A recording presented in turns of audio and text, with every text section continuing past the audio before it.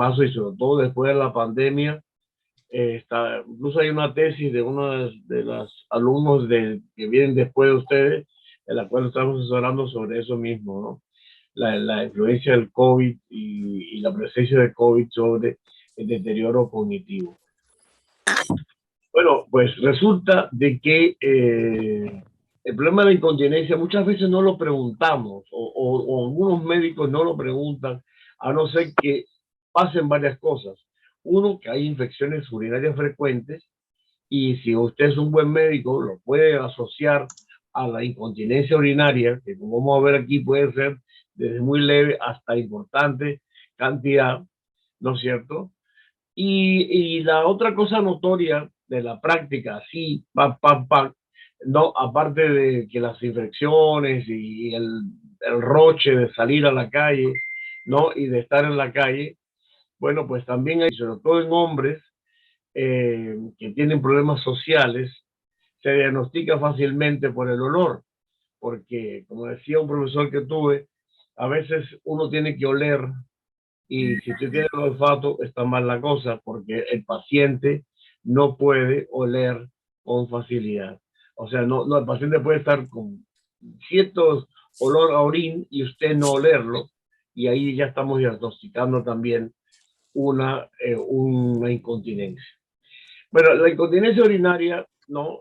Esos son los temas que vamos a ver, algunas definiciones, causas, los tipos y algún tratamiento y las consecuencias de ello, ¿no?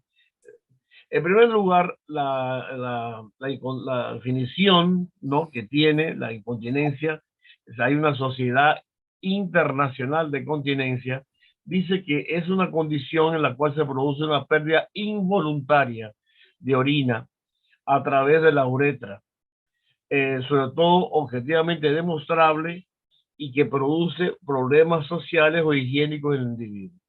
Ese es, ¿no?, el concepto que da la sociedad de la internacional de continencia, ¿no? Eh, la incontinencia urinaria, a grosso modo, puede ser leve, moderada o severa. Es leve cuando apenas hay escasas gotas de orina en algunos días al mes. Es moderada cuando la fuga es diaria con algunas gotas de orina y es severa cuando la pérdida de mayores cantidades de orina al menos una vez por semana. Fíjense que no tiene que ser todos los días para considerarse incontinencia. En algunos casos son una vez a la semana o una vez al mes, ¿no es cierto? Y o diariamente en el caso de la moderada. Fíjense la diferencia en una cosa.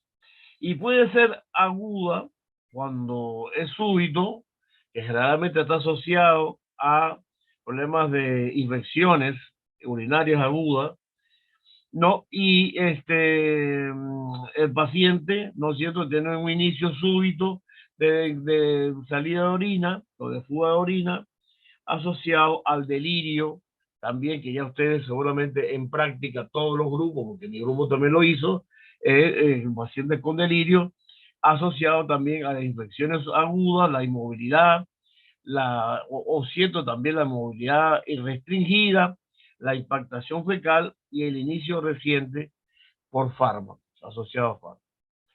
Otra definición, ¿no?, que es un poquito más amplia, es que también relacionado con la Sociedad Internacional de la Continencia, ha dicho que hay que tratar de siempre de homogeneizar estos términos y en el año 2002 esta sociedad propuso un nuevo concepto de incontinencia, un poco más actual que el anterior, que hablaba de cualquier escape de orina que provoque molestias al paciente y acuñó un nuevo término, el del síndrome de vejiga hiperactiva, definido en este caso como la asociación de urgencia miccional con y sin incontinencia de urgencia. O sea, aquí la cosa es que a veces hay urgencia o no, o sea, que yo tengo que ir al baño, pero no lo siento o sí lo siento y por lo tanto tengo una incontinencia de urgencia. A menudo asociada también a aumento de la frecuencia de ir al baño, o sea, miccional, o de nicturia. También esa frecuencia de ir al baño todas las noches. Hoy mismo una señora me decía, mi papá se levanta 5 veces en la noche si no se orina, ¿no? Así lo dijo la señora.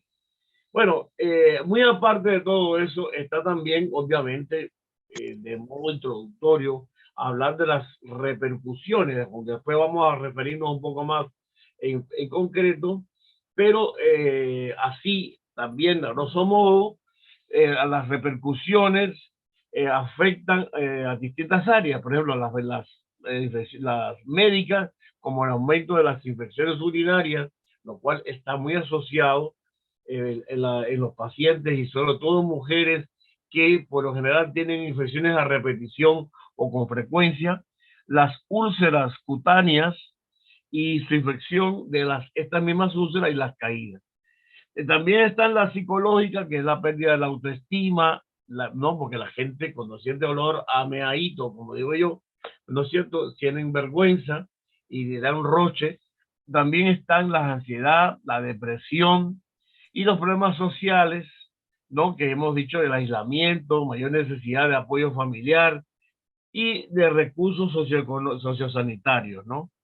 También algunos pacientes tienen necesidad de institucionalización, o sea, de ir hacia un asilo o a ir a un hogar de ancianos o un home en Estados Unidos, y los problemas económicos, porque muchas veces tienen que, se aplican grandes costos de medidas diagnósticas y sobre todo también para las complicaciones, el tratamiento, pero el consumo de mayores protectores. Muchas veces hoy en día hay incluso unos tipos calzones o calzoncillos para hombres que de alguna empresa en la cual uno busca de absorber y no manchar o mojar la ropa interior que le da roche a algunas personas si está en la calle. Mucha gente se aísla de ir porque tienen este problema y no quieren ir a ninguna actividad ni ir a la esquina tan siquiera. ¿Cuál es la incidencia de este problema? Bueno, se habla de que en pacientes hospitalizados, adultos mayores hospitalizados, puede llegar hasta un 48% y de manera ambulatoria puede llegar hasta un 42%. Fíjense que va de extremo a extremo. A medida que vamos envejeciendo es mucho mayor. En los de pacientes de 65 años puede oscilar entre un 30 a un 50% y en mayores de 90 puede llegar hasta más del 73, a más del 70%. ¿No? Hay una prevalencia, ¿no?, de un 76% en ancianos con problemas cognitivos que está muy asociado, que ya lo dije antes, ¿no es cierto? Muchos pacientes con problemas cognitivos tienen incontinencia. Bueno, hay distintas, después, bueno, algunos estudios, hemos mencionado aquí algunos, ¿no? Desde Affleck hasta Wellington, que, bueno, han referido diferentes estudios históricos de la incontinencia y nótese que muchas veces es bastante similar en algunos casos, tanto en hombres como mujeres. ¿Cuál es vamos antes de llegar a la incontinencia, hay una serie de requisitos para uno mantener la continencia. O sea, aquí no hablamos de incontinencia, sino de la continencia. O sea, ¿qué se necesita para que uno no tenga incontinencia? Y esto es aquí, por ejemplo, que tiene que haber un almacenamiento adecuado en el tracto urinario inferior, el vaciamiento adecuado del tracto urinario inferior y la motivación para ser continente, o sea, que la persona tenga la voluntad de ir al baño, de no aguantar, etcétera, etcétera. La capacidad cognitiva que también tiene que tener el paciente, y sobre todo para percibir ese deseo de ir a hacer la micción, la movilidad, que es digamos, la capacidad que tiene el paciente de trasladarse desde una habitación hacia el cuarto de baño, ¿no es cierto? Y la ausencia de barreras ambientales que limiten ese acceso a eso. Estos factores o estos requisitos, no, sobre todo hay anatómicos, sociales y mentales, ¿no?, que se resuelven de esa manera, son las cosas que se necesitaría para que una persona conserve la continencia. Como comprenderán, muchos pacientes tienen muchos problemas entre sociales, físicos o de salud, o algún problema, sobre todo si ha tenido alguna manipulación anatómica o quirúrgica, incluso por la misma vejez que la persona, las mujeres sobre todo, hay una vaginitis atrófica o menopáusica, o en hombres con problemas de próstata, que también serían un factor de incontinencia, que se pierde estos elementos de la continencia que estamos hablando. Y estos son los cambios asociados al envejecimiento que de manera natural, ¿no es cierto?, podrían estar explicando la pérdida de lo anterior, ¿no es cierto? Fíjense que aquí estamos hablando de las condiciones o alteraciones anatómicas, que sería, por ejemplo, la disminución de nervios autonómicos o autónomos. Recuerden que la vejiga y toda la zona está relacionada con la estructura del genitourinario, es un sistema, está inervada por el sistema autónomo, y hay disminución de los nervios a este nivel que podría estar en la explicación de las alteraciones anatómicas. Por ejemplo, el aumento de la trabeculación en la misma vejiga, que se, ¿no?, forman pequeñas trabéculas, o hay alteraciones internas que pudieran estar ahí. También el de divertículos en la misma zona, tanto en el aparato genitourinario, desde la uretra, los uréteres y la vejiga. También hay alteraciones funcionales como disminución de la capacidad, disminución de la acomodación. Recuerden que muchas mujeres tienen, o mujeres y hombres tienen un cambio en la capacidad. Por ejemplo, en el caso de la próstata, aumenta la próstata, disminuye la capacidad de la vejiga, ¿no es cierto? La disminución de la capacidad de aguantar o diferir la micción, aumento también en las contracciones involuntarias, y así sucesivamente. Hay un aumento en el residuo postmiccional, que muchas veces también están relacionados con ciertas enfermedades, ¿no?, que aumentan los desechos, y que por lo tanto aumenta ese residuo en la vejiga, está influyendo. Muchas veces hay infecciones y demás. La uretra también tiene problemas de los cambios de las células, y son sustituidas también por tejido fibroso, ¿no? O sea, hay una fibrosis interna en la uretra. Alteraciones funcionales como, por ejemplo, la acomodación, la presión del cierre de los esfínteres, y la próstata, crecimiento y la hiperplasia. En el caso de las mujeres, la atrofia epitelial, que ya lo hemos dicho. También en el suelo pélvico hay un aumento del colágeno, fibrosis y debilidad muscular, que están ahí asociados, ¿no?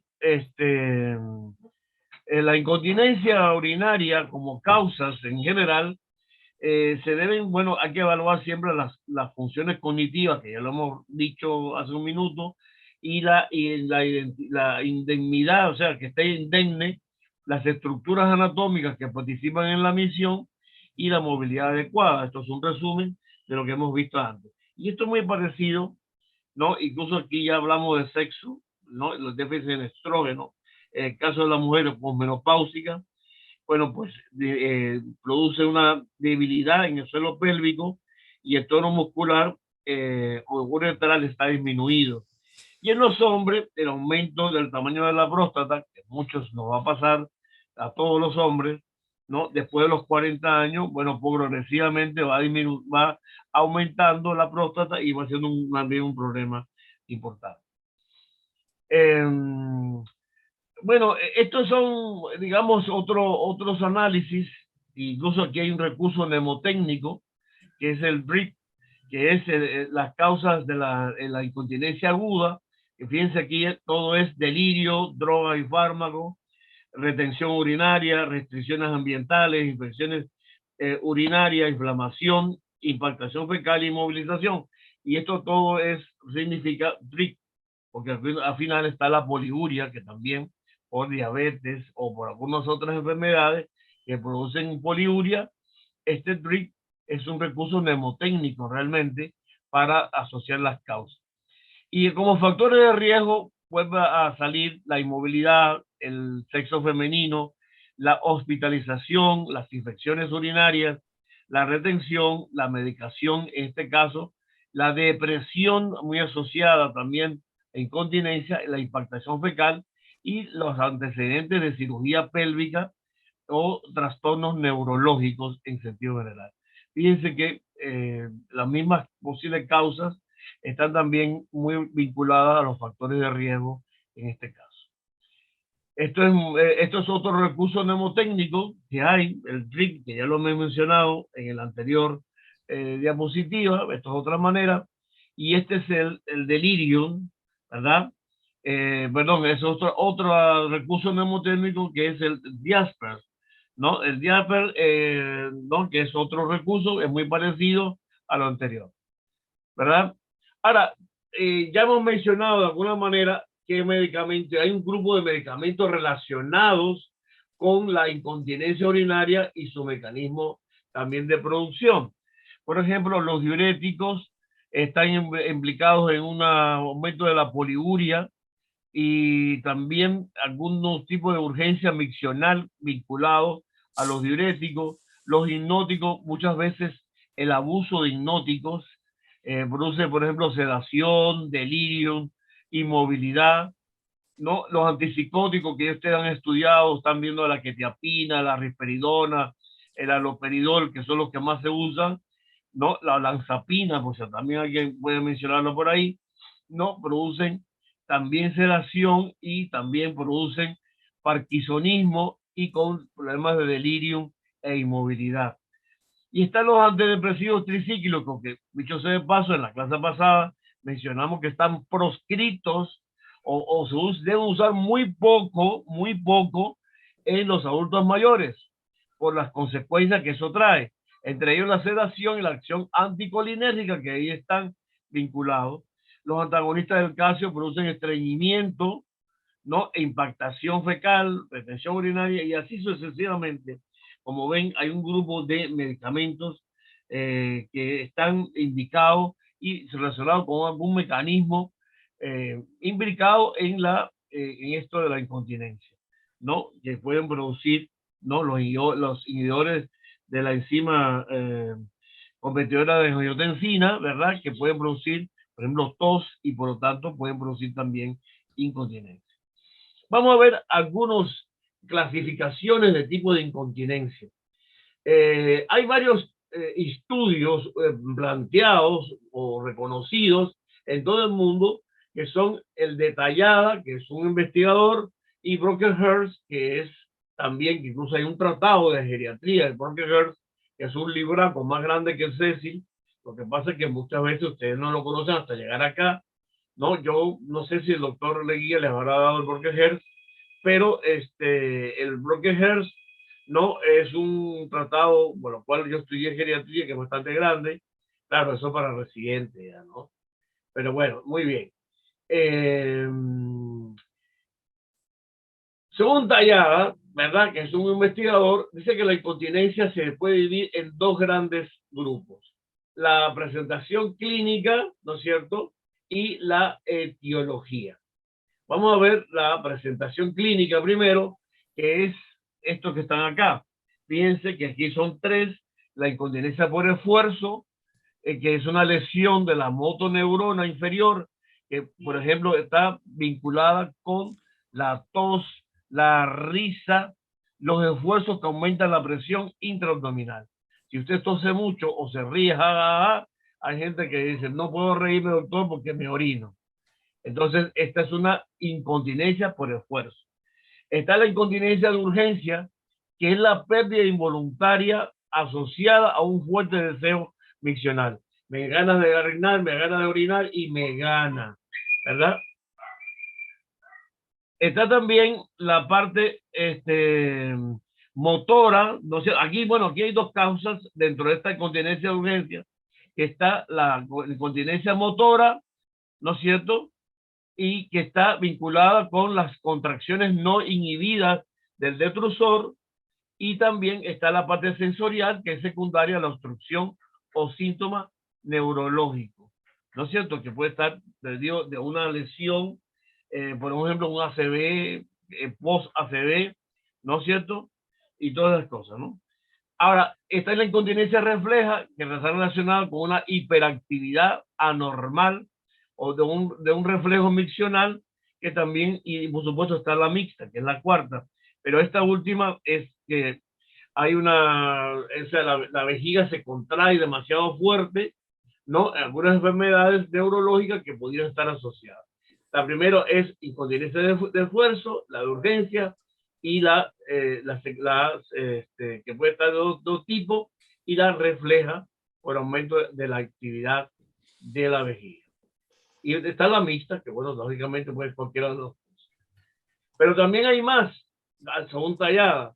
Está la incontinencia por rebosamiento, que es secundaria, por ejemplo, a la retención, que muchas veces es por causas farmacológicas o urológicas, ¿no? En el caso de la próstata, por ejemplo, está aquí incluida en el rebosamiento. Hay una obstrucción, una retención, y entonces empieza a rebosar, ¿no? En este caso, el paciente y no puede controlar los esfínteres.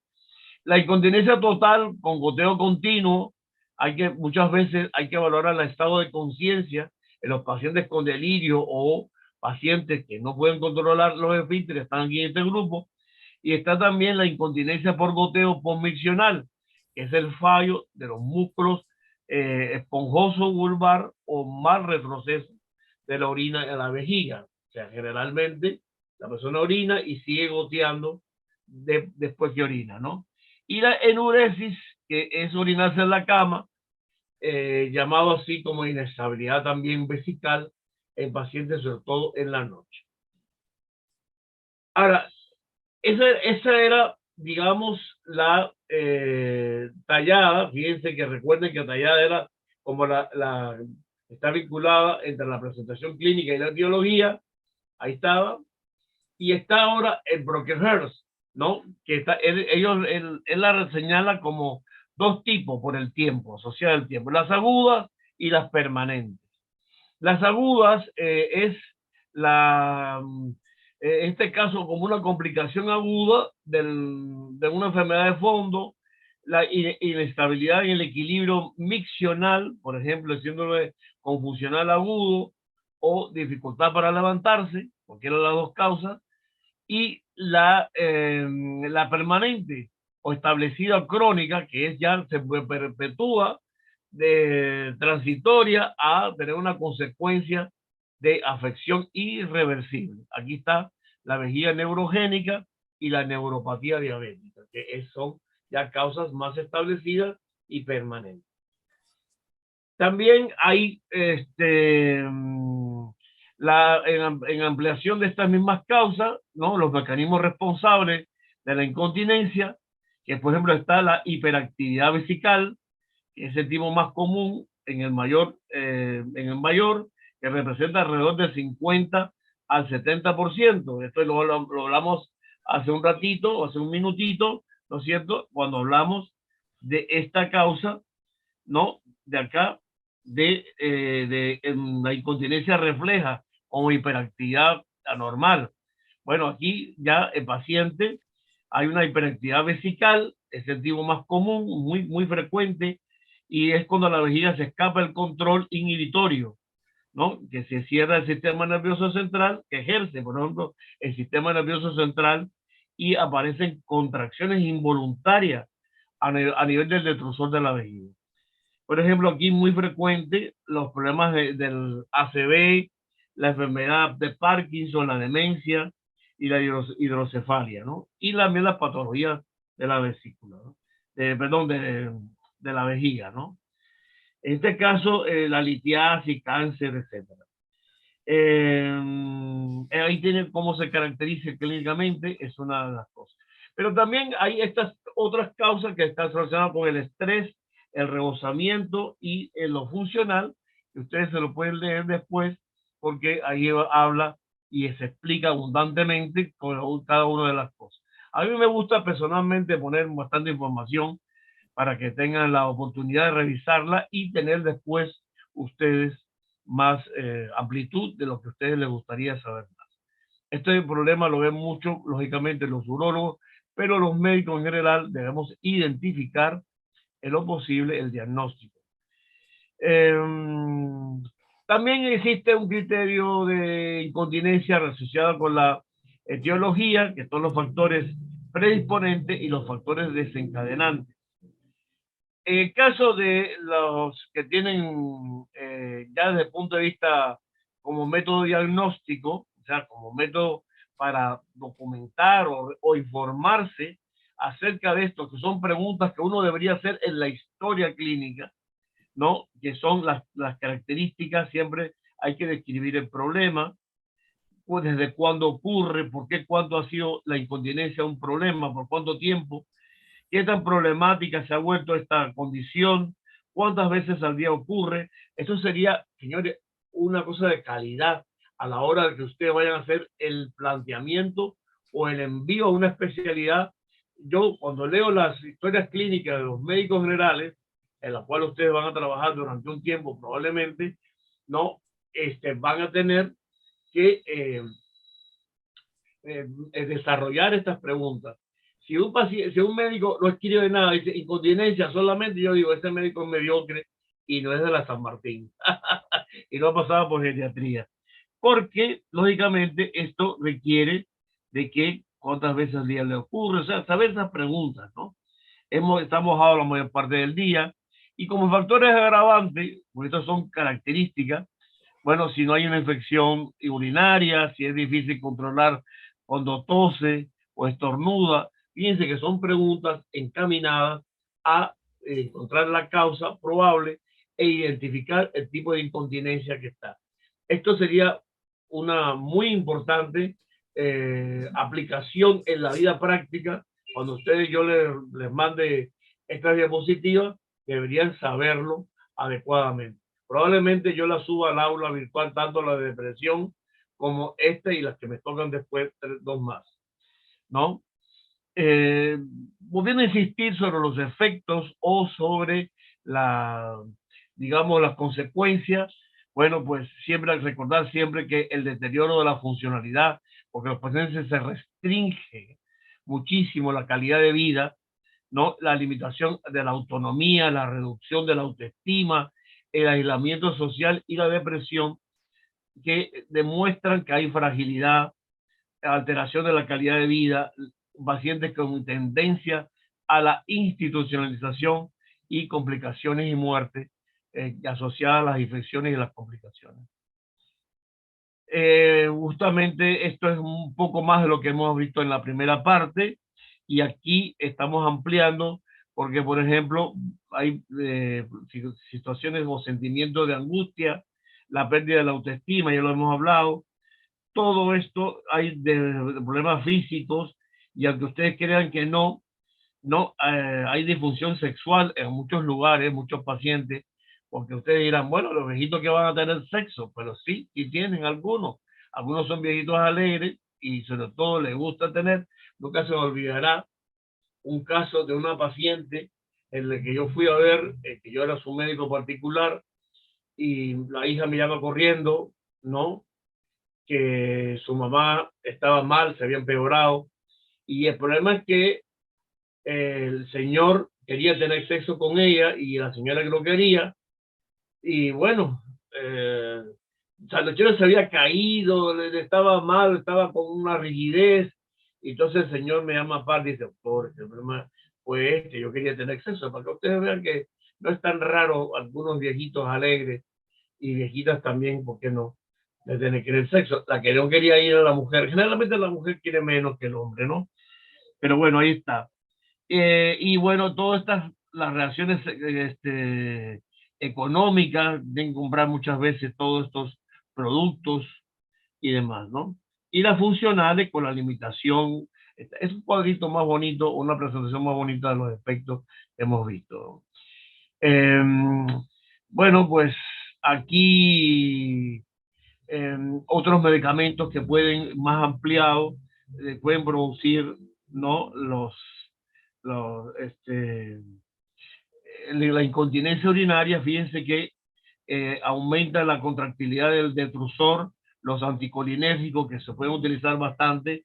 Y aquí estamos hablando de pacientes como, por ejemplo, que se pueden mandar medicamentos anticolinérgicos para, ya no se utilizan, pero por ahí hay algunos que otros, los anticolinestéricos que estarían implicados en esto, ¿no? Para el Alzheimer. Y también la disminución, que los que disminuyen la resistencia vesical, estamos hablando de antihipertensivos que están planteados, aunque algunos ya no se utilizan mucho, pero ahí están que pueden utilizarse. Yo siempre he sido advertir a los alumnos, o sea, me gusta advertir sobre el no uso de diazepam, salvo excepciones.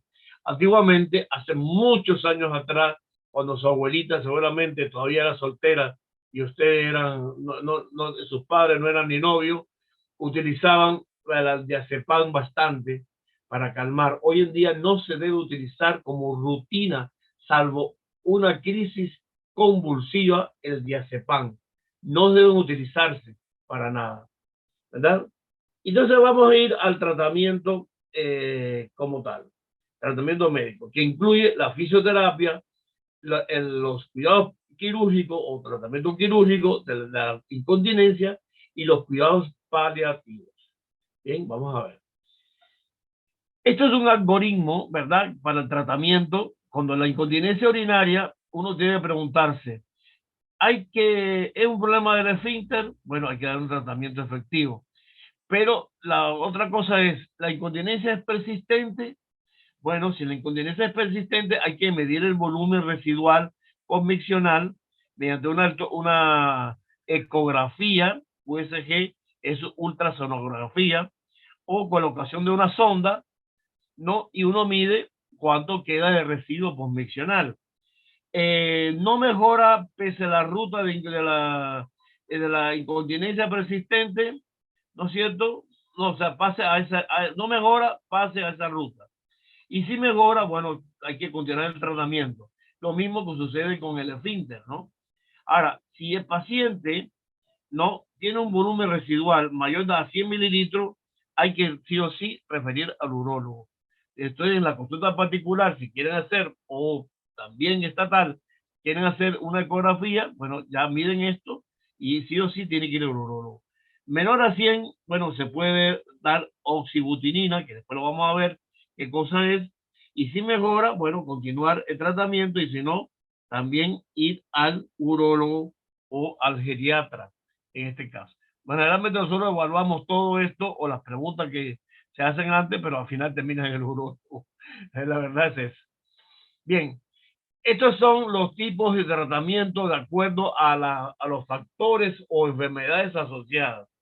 Por ejemplo, si el paciente tiene delirio, el tratamiento debe ser, bueno, tratar el delirio, obviamente, y no utilizar sondas vesicales, sino en este caso es mejor usar pañales absorbentes, ¿no? ¿Por qué? Porque si usted puede, eh, la persona puede tener, la sonda puede incluso aumentar o causar más o exacerbar el delirio. En la vaginitis atrófica, lógicamente, aquí los estrógenos de aplicación vaginal podría ser una causa por 2 meses o tratamiento. En las infecciones, el antibiótico adecuado, los fármacos, de ser posible, retirar todas las medicinas que causan incontinencia, que ya ustedes lo pueden leer más atrás. La psicológica, si es una ingesta excesiva de líquido, limitar la cantidad de líquidos al día, no tomar después de las 8 de la noche. En este caso, en el caso de la diabetes, ¿no? En las endocrinológicas, en los pacientes hay que tratar de hacer un control de la diabetes. Y bueno, en la restricción de la movilidad, los pacientes con fisioterapia, las modificaciones del hogar, muchas veces hay que poner un vacín cerca, hay unas sillitas habilitadas que tienen un vacín incorporado para ese sentido. Y la impactación fecal, bueno, muchas veces refiere hay que tratar la incontinencia. Esto es un librito yo tengo, que es de la geriatría en la atención primaria, que es muy bueno. Yo no sé si el doctor Leguía le habrá compartido para ustedes, ¿no? También está, este caso fue para las incontinencias agudas, pero en las persistentes, muchas veces el estrés, hay que hacer ejercicios de Kegel. El ejercicio de Kegel es como contraer la pelvis. En este caso, el suelo pélvico se contrae y se puede adiestrar este comportamiento. Que también se puede hacer algún tipo de entrenamiento, y está la cirugía, ¿verdad? La cirugía, que ya eso le compete al urólogo. Pero si la incontinencia está relacionada con la urgencia, o sea, la urgencia miccional o la incontinencia de urgencia, ¿no es cierto? También hay procedimientos de adiestramiento, hay una cosa que se llama fijar el horario para miccionar. La micción horaria, yo la aprendí hace muchos años, es que usted va al baño cada 2 horas, pone el reloj inclusive, y bueno, pues ahí suena su reloj, su alarma, y el paciente va a orinar cada 2 horas, ¿no es cierto? Las modificaciones que también ayuden a facilitar para ir al baño, los relajantes vesicales, y aquí es donde entra la oxibutinina. La oxibutinina de 5 miligramos, hay que generalmente empezar con 2,5 miligramos, o sea, la mitad, 1 hora antes de la actividad de la que la incontinencia es más importante, ¿no? Por ejemplo, ir a dormir o antes de salir a la calle, hay que tomarla siempre media hora antes, ¿no? Eh, o 1 hora antes, ¿no? Sobre todo, el caso puede llegar hasta una tableta por día, ¿no es cierto? Esta es la tolterodina, yo nunca la he usado, pero está en la literatura, y también sí utilizan los especialistas de urología, y nosotros también la tansulosina. De este grupo, la oxibutinina y la tansulosina serían los más indicados. En el caso de rebosamiento, puede ser quirúrgico o el uso de pañales o sonda de condón. Fíjense que esta no es colocarse dentro no es colocarlo dentro de la uretra, sino es más bien un urocondón, en la cual usted pone,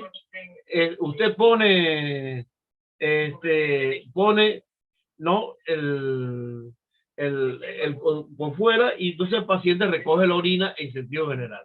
También la otra cosa es que, bueno, el tratamiento, el fisioterapéutico, el primer eslabón, siempre hay que descartar los defectos anatómicos, las alucinaciones neurológicas y las condiciones que están asociadas, como los problemas de la calidad del suelo pélvico, mujeres multíparas, ¿verdad? El problema de la automatismo del cierre esfinteriano, etcétera, etcétera, que también estarían vinculados. Esto lo hace en coordinación con el ginecólogo o el urólogo muchas veces. Ya saliendo de ahí, estaría la fisioterapia. Fíjense que me he referido solamente a la oxibutinina y la tansulosina, que también se pueden usar en mujeres, dicho sea de paso, porque hay varios especialistas de urología que lo utilizan, no solamente en hombres. Pero, por ejemplo, la fisioterapia, y esto lo tomé de una revisión en Chile, ellos incluían el kinesiólogo, o sea, los ejercicios de Kegel, ese ejercicio que ya hemos mencionado, pero ahí también está, por ejemplo, la electroterapia, ¿no? Sobre todo para el piso pélvico debilitado, que es como un estimulador del detrusor, ¿no es cierto? Está también en la técnica de biofeedback, que no sabe usar, por ejemplo, el piso pélvico, también es otras cosas que hacen algunos especialistas en terapia física, y la sinusoterapia, que si sabe usarlo, bueno, son técnicas de la fisioterapia que está incluida. La cosa quirúrgica va por el camino de que en los pacientes con insuficiencia renal, en los cuales hay que mejorar sí o sí el drenaje vesical. Por ejemplo, aquí está en caso de un adenoma prostático que habría que operar, un gran cistocele o una estenosis uretral y que, bueno, está contraindicado en los problemas cardiopulmonares que estarían como causa. Esas serían las causas posibles de operación si hay algún riesgo o ya hay una insuficiencia renal que puede ser mejorada porque hay una obstrucción importante en ese sentido.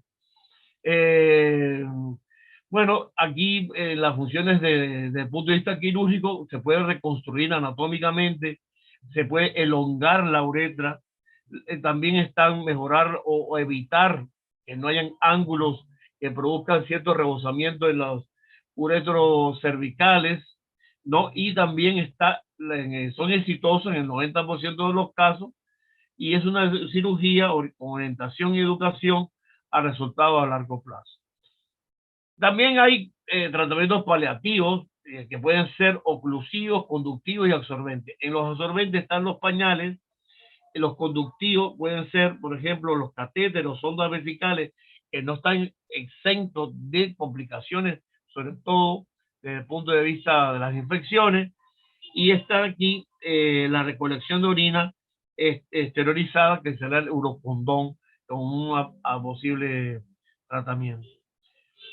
Insistiendo sobre el tratamiento farmacológico, vuelvo a insistir sobre, fíjense, la oxibutinina, el flavoxato, que se utiliza como relajante de las vías urinarias, que es un analgésico.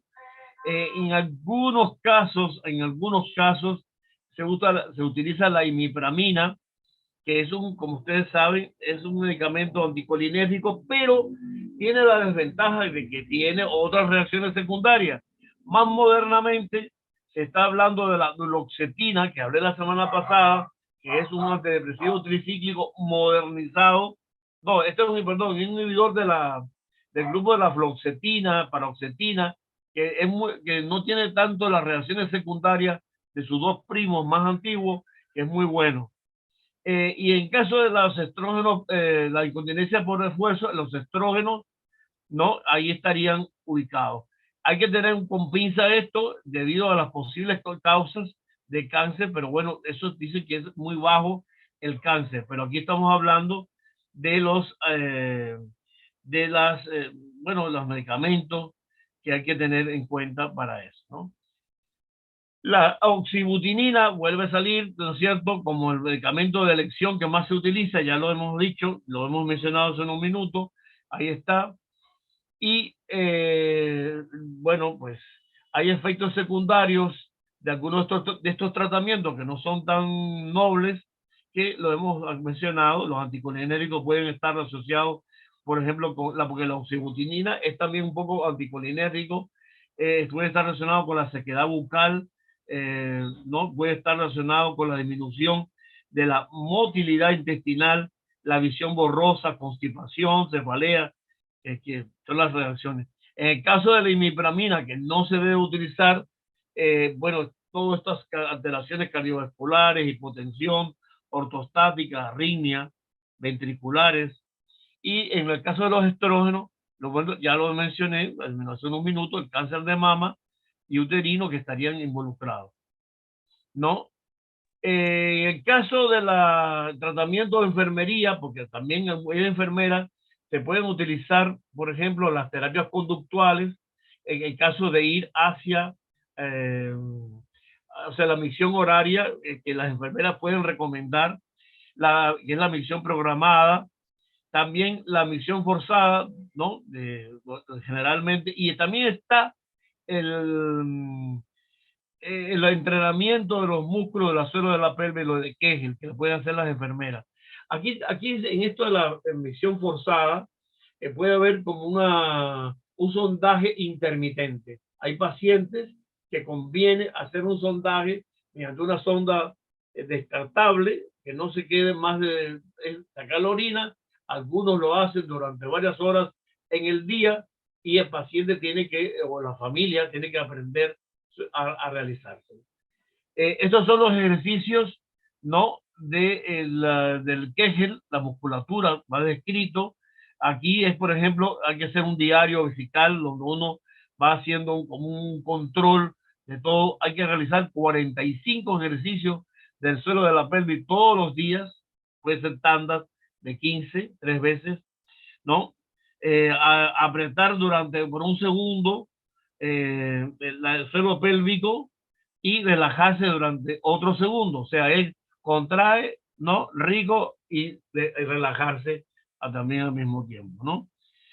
Aquí, por ejemplo, hay que relajar los músculos abdominales, respirar. Eso hay que aprenderlo a hacerlo. Hay algunas personas que lo hacen, pero necesita sobre todo que tenga el paciente una mentalidad, o sea, que esté cuerdo, que no tenga demencia, ¿no es cierto? Ya esto es un cuadro resumen en los pacientes cognitivamente sanos y los afectados de acuerdo a los tipos de incontinencia, en lo cual ustedes pueden revisarlo también con más control. En el entorno, siempre hay que recordarle que los cuidados de agudo, bueno, los principios es asear al paciente cada 2 o 3 horas, si su estado lo permite.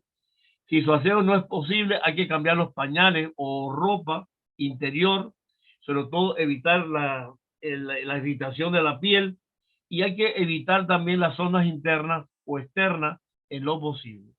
Es preferible usar un pañal y con el cuidado de la piel que no una sonda. Señores, la sonda es causa y sí o sí de infección por lo general.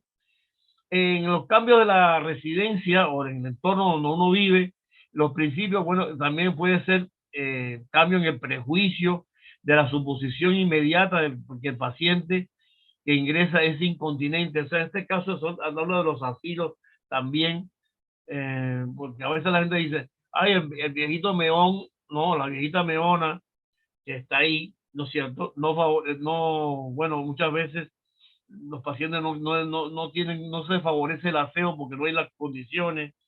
Y algunas investigaciones dicen que es más frecuente por contracción espontánea del detrusor en pacientes con afecciones funcionales que asociada a discapacidad cognitiva y, por ejemplo, un ACV o un problema de demencia, los pacientes tienen estos problemas, ¿no? Eh, bueno, la sonda siempre hay que tratar de evitarla y el tratamiento prolongado de los decúbitos, acuérdense que está asociado a escaras o úlceras por presión, ¿no es cierto? Ahora llaman lesión por presión porque todos los días le cambian el nombre a algo, ¿no? Y entonces el decúbito hay que tratar siempre todas las consecuencias que eso trae.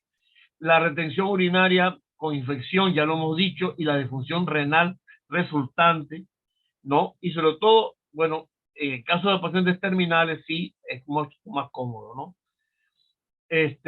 También en el domicilio, sobre todo en los músculos del suelo pelviano, los ejercicios, la biorretroalimentación y los hábitos que son muy importantes. Y bueno, hay que evitar la institucionalización mediante la educación de la familia. Hay también ya para ir terminando la intervención desde la terapia ocupacional en la cual los pacientes tienen, bueno, una serie de limitantes porque tiene un impacto en la vida, en la calidad de vida. Y en este caso, bueno, muchas veces hay un viejismo, o sea, hay como es no, ya, qué viejo tiene que orinarse, eso es normal, y no es así, ¿no? Nunca es algo que es una enfermedad. Esto no es una cosa normal ni asociada a la vejez. Generalmente hay cambios, sí, es verdad, pero no todos los viejitos tienen esta incontinencia.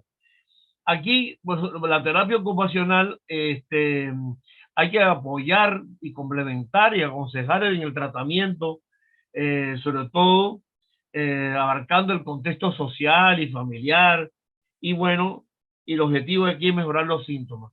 ¿Y qué hay que hacer? Bueno, hay que mejorar también el ambiente para la continencia. Quizás el asientito cercano, como un vacín o mayor comodidad, o poner la cama cerca de un baño, ¿no? Y específicamente la educación en el adulto mayor y los cuidadores, o terapias conductuales y sobre todo la prevención de todas las consecuencias. Chicos, esta es la presentación. Hemos terminado en un tiempo récord para que no digan que después el profesor de geriatría del doctor Eloy se retrasa. Esto es un tema, como todavía nos quedan unos minutos, yo quiero ponerle énfasis en algo.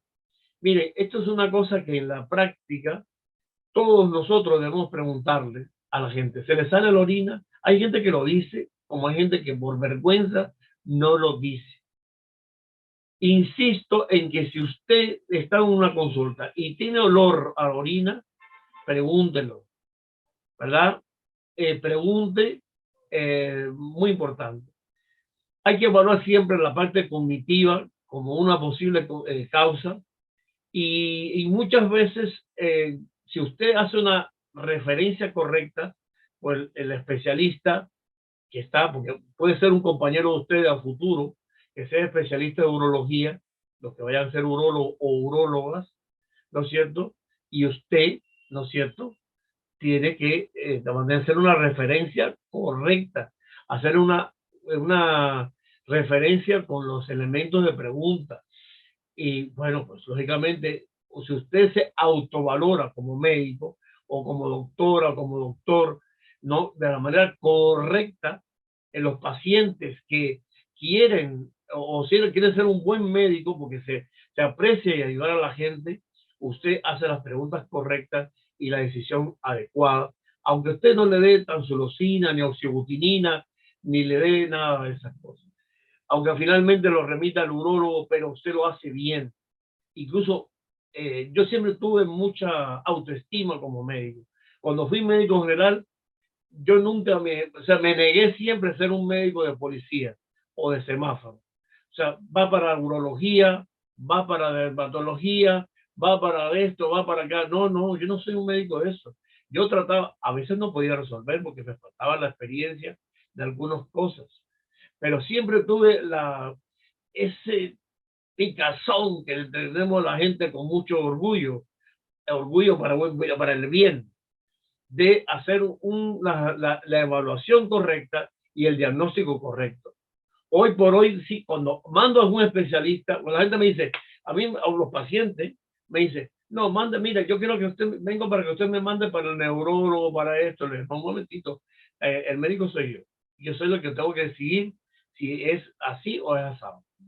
Yo lo voy a mandar si tiene criterio, si no, no, porque en primer lugar, si yo fuese así, mire, búsquese el médico general y lo haga todo así. Pero ojo, no quiere decir que yo subvalore al médico general tampoco, sino es que uno tiene que darse a respetar y uno tiene que hacer las cosas. Hay muchos médicos generales que por la vagancia y porque no quieren trabajar y porque no les importa tres pepinos de como son, nada más hacen referencia para tal especialidad, ¿no? Y bueno, a veces yo digo, bueno, señor, ¿por qué lo hiciste médico, no? Porque no debería ser médico así. Uno tiene que hablar con el paciente, dedicarle con la agilidad del caso para este tipo de cosas. Y la incontinencia urinaria es un grave problema, como no es todo en la vida, porque hay problemas más importantes que otros, según algunos, pero para mí todos los problemas son importantes.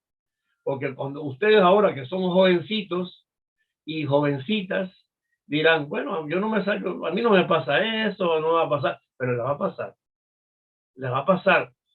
Yo que tengo cumplido, la semana pasada, el día 28 fue mi cumpleaños, ¿no es cierto? Que mis alumnos me felicitaron, bueno, no pudimos hacerlo porque ya me van a felicitar seguramente, porque ese día no tuvimos actividad, porque ya ellos saben por qué, ¿no es cierto? Ahí está Diana y compañía, y faltó un grupo de Joseph el viernes, que también tenía, pero cumplí 60 años. Y a veces, no se crea, cuando tengo urgencia miccional, tengo que ir apurado, y entonces, porque estoy consciente de eso. Pero cuando yo tenía la edad de ustedes, nunca pensé que me iba a dar esas cosas. Entonces, yo no digo esto no por congraciarme ni por ser más gracioso, sino porque a veces en la vida uno como médico tiene que valorar en la justa medida de las cosas y también porque además ya uno lo va a sufrir y ustedes también lo van a sufrir. A no ser que aquí tienen una bomba atómica mañana Rusia y acabe con el mundo, pero por el momento no.